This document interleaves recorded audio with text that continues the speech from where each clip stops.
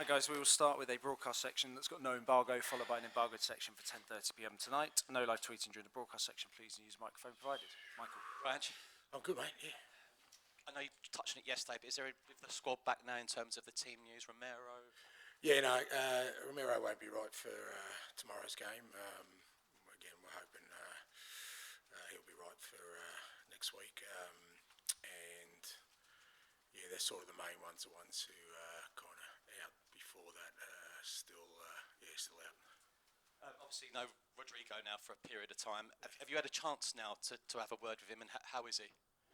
Yeah, I spoke to him briefly now. He only got in late yesterday, so today was the first day I saw him. He's accepted all along that he's going to take whatever penalty comes his way, and at the same time, like I said yesterday, for us it's about now trying to support him through that process, and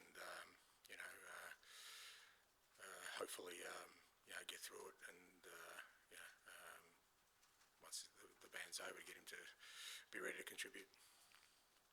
Obviously, you've just told me about the defenders out, Mickey and Romero. Pep Guardiola's just announced they've got 5 or 6 players back tomorrow, 3 defenders back as well, and he's just obviously signed a new deal. It's although they've had 4 defeats, it could be a really tough one there tomorrow night. Oh, it's always tough, yeah. I mean, you're playing City at their place. They've got a pretty imposing record there. I mean, I think the 4 losses have all been away from home. So, but irrespective, it's always a great test, and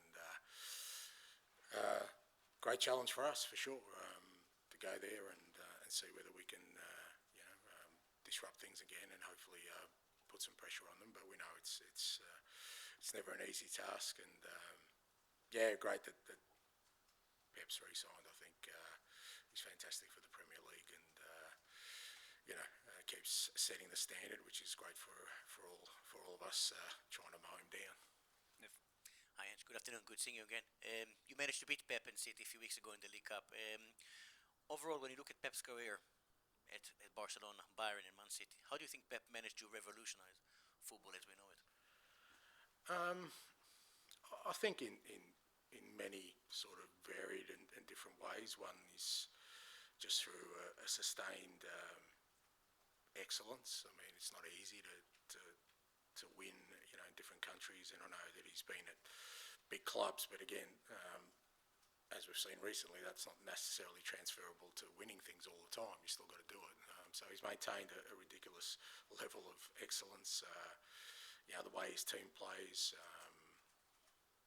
they're always sort of challenging every opponent they face, and just his energy to maintain that for so long, I think has been outstanding. Look, he'll go down as one of the greats already, but I guess the indication that he's re-signed probably means there's more to come.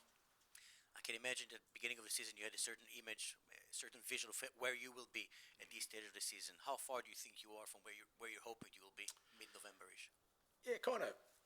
Yeah, it's kind of mixed, because I think we're definitely a better side than we were last year, which is what you're looking for first, to progress as a football team. And within that context, a lot of our players have also developed more, but obviously the results haven't reflected that, which is a major part of what you do. You want to sort of improve your standing within the game, and we certainly, our results haven't reflected that. But I'm still very, very sort of bullish and positive about our progress as a team, and we just got to push on from where we are now to get that consistency that I think will then reflect in sort of more positive results.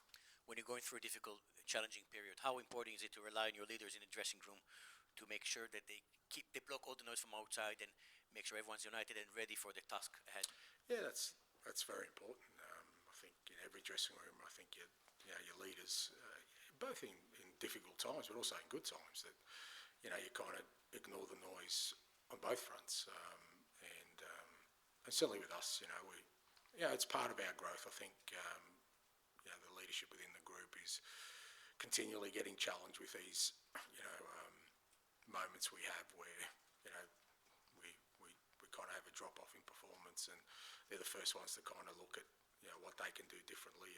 But within that, I think you get growth, and not just with guys like Sonny and Romero matters, these guys. But, I think Decky's growing all the time. He's captain of Sweden now. We've got, Ben's captain of Wales. We've got Biss captain of Mali. So we've got some leaders in there. It's about now them, like you said, making sure that the dressing room maintains its focus.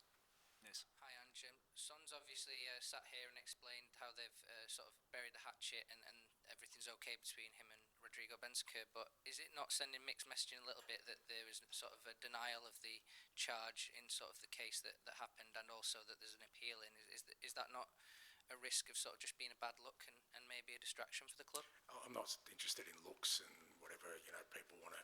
I've said all along, he's made a mistake. We've accepted he's made a mistake.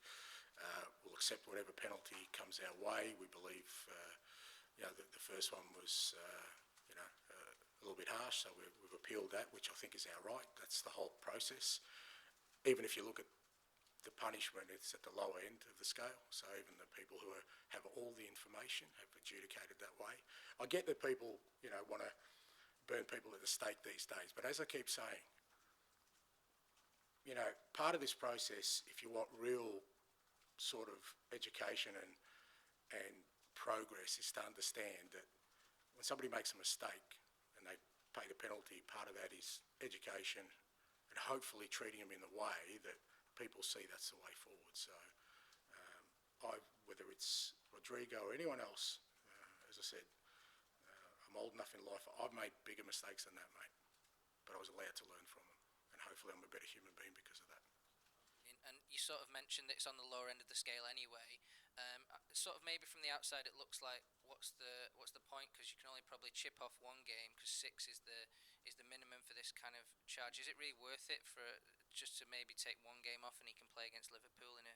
Couldn't care less who he's playing against, but yeah, it's worth it because that's what we feel, and we still have a judicial process. That's why appeals are there. Like, we're not going outside the jurisdiction. We're not trying to create something that's not available to us. Our view was that we think it was harsh. We think it should have been the minimum, and we'll go through that process. If it's deemed not, then we accept that. But like I said, we're not going to just accept something if we don't feel like it's the right thing in terms of our processes. So I'm fully supportive, and like I said, we'll abide by whatever decision, but that's why there's an appeal process. And obviously this was a long time coming, and you were expecting a sort of decision one way or another anyway. And Ben Davies also spoke about it and said internally it's sort of not a topic that's been discussed. But is that sort of your view as well? Is it sort of internally you've moved on and you're training ahead of this game, and this issue cropping up's not affected your week at all?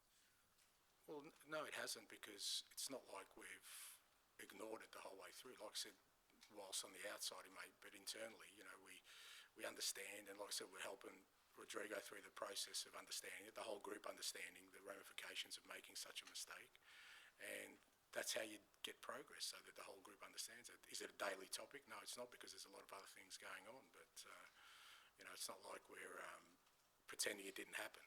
We know it happened, and the appropriate people are dealing with that, and we've dealt with it within the four walls of our dressing room. Ali. Hi, Ange. You said, I think yesterday, that Mickey van der Ven maybe mid-December you're looking at. Do you have to take it even more carefully with him now? Because I think it's 3 to 4 hamstring injuries in the last 18 months or so.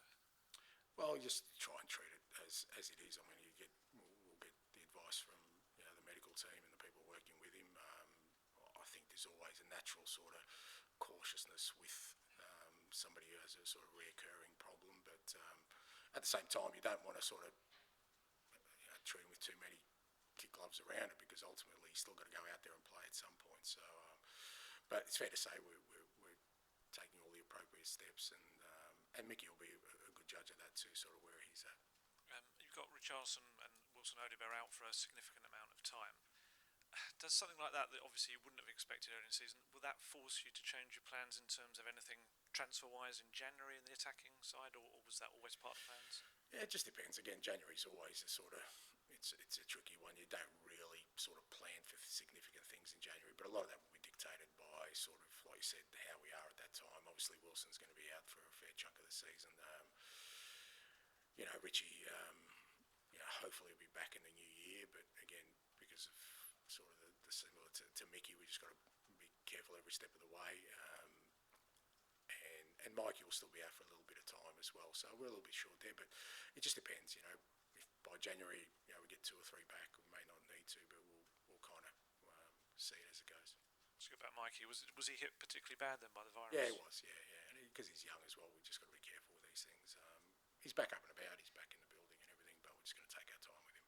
Just ask you very quickly. Dejan Kulusevski had another very impressive performance in midweek, but he went down on that shoulder again, and it feels like a bit of a recurring thing. Is that something that's going to have to be fixed at some point, or just something that he'll? No, it's nothing major. And he's improved since Connor went away.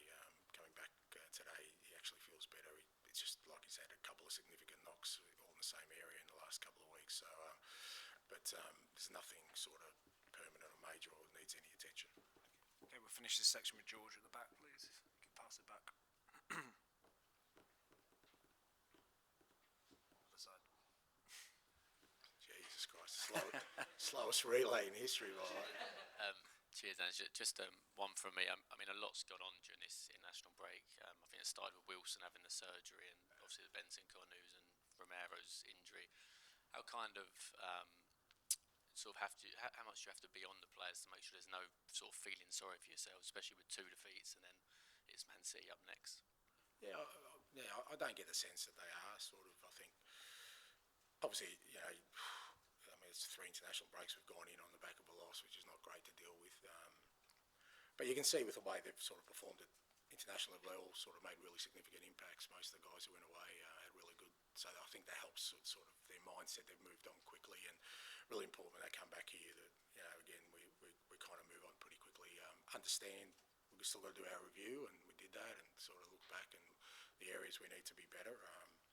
But I don't get the sense that the lads are sort of down in the dumps in any way. I think there's a determination there to get it sort of back to the level we need to be, and also get a consistency around that.